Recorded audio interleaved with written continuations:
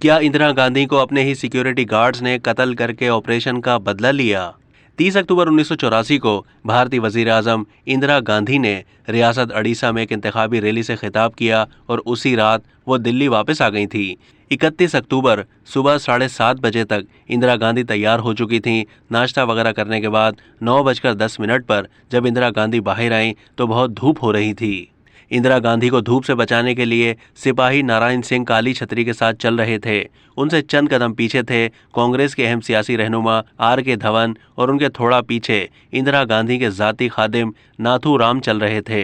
वजीर-ए-आजम house के gate के पास Indira Gandhi R.K. Dhawan से बातें कर रही थी कि अचानक वहां तैनात सिक्योरिटी गार्ड्स बेअंत सिंह ने रिवॉल्वर निकालकर इंदिरा गांधी को गोली मार दी।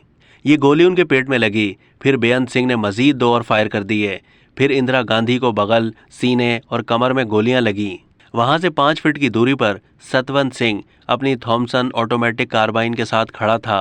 वो इंदिरा गांधी को गिरते हुए देखकर दहशत ज़दा हो गया और अपनी जगह से हिला भी नहीं। तभी बेअंत सिंह ने चिल्लाकर उसे कहा कि गोली चलाओ। सतवंत ने तभी अपने ऑटोमेटिक कार्बाइन की सभी 25 गोलियां इंदिरा गांधी के जिस्म में उतार दी। बेअंत सिंह को फायर किए 25 सेकंड गुजर चुके थे और वहां तैनात सिक्योरिटी दस्ते की जानिब से कोई रद्देअमल नहीं आया। अभी सतवंत सिंह गोली चला ही रहा था कि सबसे पीछे चलने वाले रामेश्वर ने आगे दौड़ना शुरू किया, लेकिन वो इंदिरा गांधी तक पहुंचने भी नहीं पाया कि सतवंत सिंह की गोली उनकी रान और पैर में लगी और वो वहीं गिर गए। इंदिरा गांधी के अमले ने उनकी ये हालत देखी और एक दूसरे को अहकामात देने लगे। उसी वक्त बेअंत सिंह और सतवंत सिंह दोनों ने अपने हथियार डाल दिए। बेअंत सिंह ने कहा, हमें जो करना था हमने कर दिया, अब तुम्हें जो करना है वो तुम कर लो। फिर उन्हें हिरासत में ले लिया गया। वहां पर हर वक्त एक एम्बुलेंस खड़ी रहती थी, लेकिन उस दिन उसका ड्राइवर गायब था। फिर इंदिरा गांधी को एक कार में अस्पताल ले जाया जा रहा था। ड्रेसिंग गाउन मलबूस सोनिया गांधी चिल्लाते हुए नंगे पांव कार में बैठ गई थी। सोनिया का गाउन इंदिरा गांधी के खून से भीग चुका था।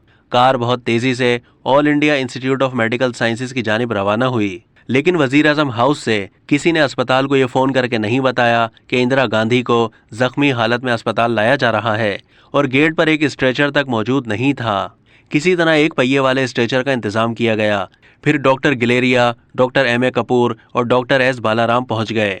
इलेक्ट्रोकार्डियोग्राम में इंदिरा गांधी के दिल में मामूली सी हरकत दिखाई दे रही थी, लेकिन नब्ज में कोई हरकत नहीं थी। उनकी आंखों की पुतलियां फैली हुई थीं, जिससे ये इशारा मिलता था कि उनके दिमाग को चोट पहुंची है। इंदिरा गांधी के एक फेफड़े में गोली लगी थी और गोलियों की ताकत से रीढ़ की हड्डी भी टूट गई थी। फायरिंग के 4 घंटे के बाद 2:32 पर इंदिरा गांधी की मौत का ऐलान किया गया, लेकिन सरकारी नशरियाती इदारों ने इस खबर को 6 बजे तक नशर नहीं किया। खुफिया इदारों ने मुमकिन हमले से मुताल्लिक इंदिरा गांधी को आगाह कर दिया था। उन्होंने सिफारिश की थी कि वजीर-ए-आजम हाउस पर तैनात सिख सिक्योरिटी गार्ड को हटा दिया जाए, लेकिन इंदिरा गांधी ने ऐसा करने से इनकार कर दिया था। सतवंत सिंह और बेअंत सिंह ने इंदिरा गांधी से सिखों के खिलाफ होने वाले ऑपरेशन ब्लू स्टार का बदला लिया। 1984 में गोल्डन टेम्पल पर भारतीय फौज के हमले में 492 अफराद मारे गए थे और 83 फौजी एहलकार हलाक हुए थे। ऑपरेशन में गोल्डन टेम्पल को शदीद नुकसान पहुंचाया गया था। अब तक के लिए इतना ही। मजीद मालूमात के लिए डेली जंग के YouTube चैनल को सब्सक्राइब कीजिए।